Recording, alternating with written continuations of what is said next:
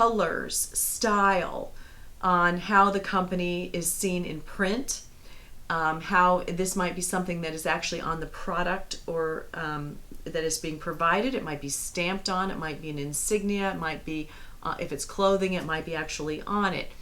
How do you go about choosing that in a complimentary way, in a way that's going to be emblematic, literally, of the brand? Well, you've got your mission statement, you have the vision statement, think of the qualities that the company stands for in providing its product or service. Think about the customer and how to make that connection. You're going to look for a logo that draws the person in and makes the connection with the feeling of what the company stands for and what it's representing. You want to have something that is versatile. You want something that is recognizable, that it's distinguishable from the competition in your industry, but also from other companies in the world at large.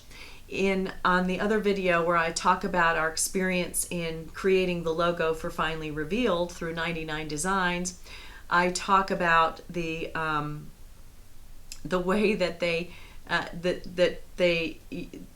you need to work with the designer to create something mutually well, not mutually, but to your satisfaction.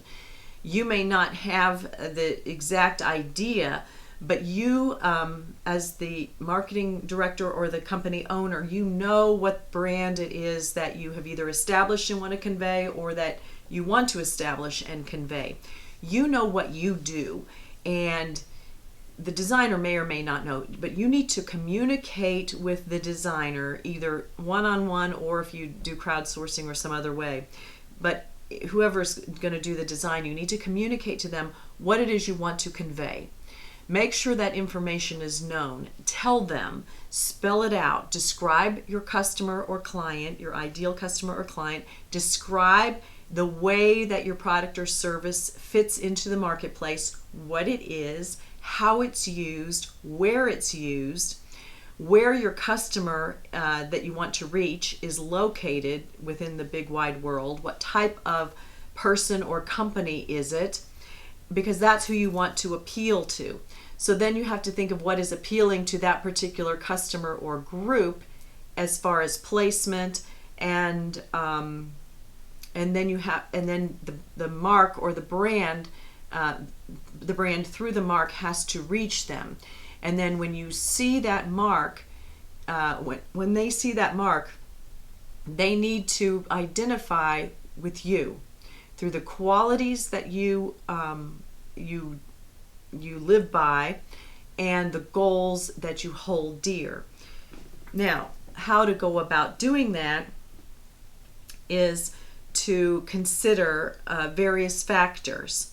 On another video, I talk about the 3 basic kinds of logos, so I'm not going to redo that here. You need to look at that, but you want to think simple and clear, descriptive, and then from the logo itself, you want to have enough white space balancing it out. Look at our logo down here. The white space is not what there it is in white because it's the transparency, but the space around it. You want something that's usable in a variety of forms. You want something that looks big or small. In developing our company, our firm logo for my law firm, we had a variety of entrants and some really, really good ones. And the process that I went through to decide among the finalists who the next level internally would be, from which I would decide on the ultimate one, I had them all printed out. I sat everyone down in the conference room and had people comment. And these are people that work in the company. They know what we're about. They know who our clients are. They know the direction that we're going and what we represent, what we stand for. So knowing that, I wanted them to now look at these examples that were provided to us through the various designers. I had them make comments on them. Now some of them wanted to compare and let me look at them all. I said, no, one at a time, just look at this one discreetly. I think we had 8 or so that go round. They went through all of them. It was funny. They thought they were like judging a contest or something, which, well, we kind of were, but I wanted their feeling about each one. Which one could they identify, knowing who we are? So we went through that process, and we were thinking stationery, golf balls, business cards, letterhead, envelopes. Or you're in an office if that's your setting, and that's where you're going to think of how the logo is going to be used. In this situation, though, we got a curveball. I was speaking at before an organization and got a call from that organization saying, we need your logo because we need it to prepare the PowerPoint and the screen information to put up on the big screen. Well, something we hadn't considered. Do you sponsor the Super Bowl? Do you want to someday sponsor the Super Bowl? How is that logo going to look large? So we got our largest monitor, set it up, got in the back of the room and scrolled through them, and the winner was obvious. It was most distinctive. It was most representative of our brand. We wanted the clients, without question, to know if they see that symbol somewhere, it stands for us. So simplicity, clear message, and things like that. Now, you can go the other way when we talk in the other video and go for more literal descriptions in different ways. We were trying to convey a concept overall, and in rebranding is the same as branding. Rebranding can be wearing out a tired concept or refreshing something if you feel that it needs refreshing. That's a judgment call. Did you make a mistake the first time? Why are you thinking of refreshing? Why is this just someone's idea to have something to do, or is it something necessary? That is something to really think about, and I'm going to give you an example of why. Logos should be timeless. Yes, we have several well-known logos that have been reworked and revamped, and some of those are in the other video I tell you about, where I give the examples of the logos. But here is one example I want to leave you with, just something to think about. I think this one is from like 1885, I believe, is when this logo was first developed. I know you've seen it before, okay? Coca-Cola. Now, yes, this has been used in with different shapes around it, and little decoration around, but the way these letters have been consistent for that period of time. All right. Who is its biggest competitor? And how many logos? They started a little later. They started 13 years later in 1898. Well, this company's biggest competitor has had 11. 11.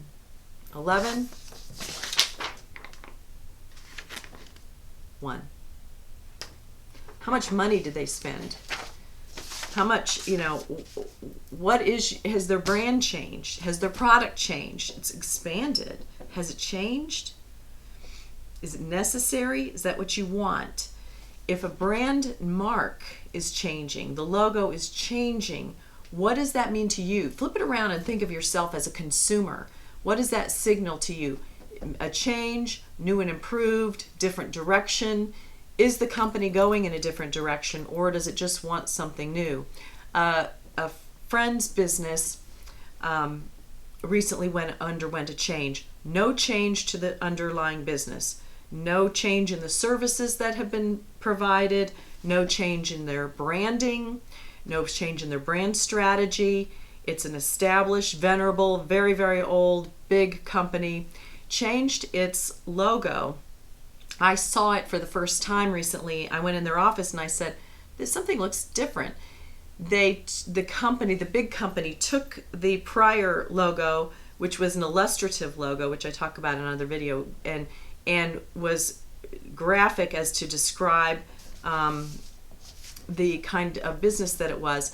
Then they modified it and changed it to be more abstract from the literal. This is important. A logo is to be identified in general, in mass, easily to tie to your group, your country, your business. It's not supposed to be part of your secret society or secret internal information that only a small group of people know. They shouldn't have to delve into it to figure out who it goes to. It's a little bit backwards. Just some food for thought. It's a great process. Logos are very useful. Put them on things that you want to use to promote the company. Signage, signs, clothing, cars. Used properly, it can really help you promote your brand.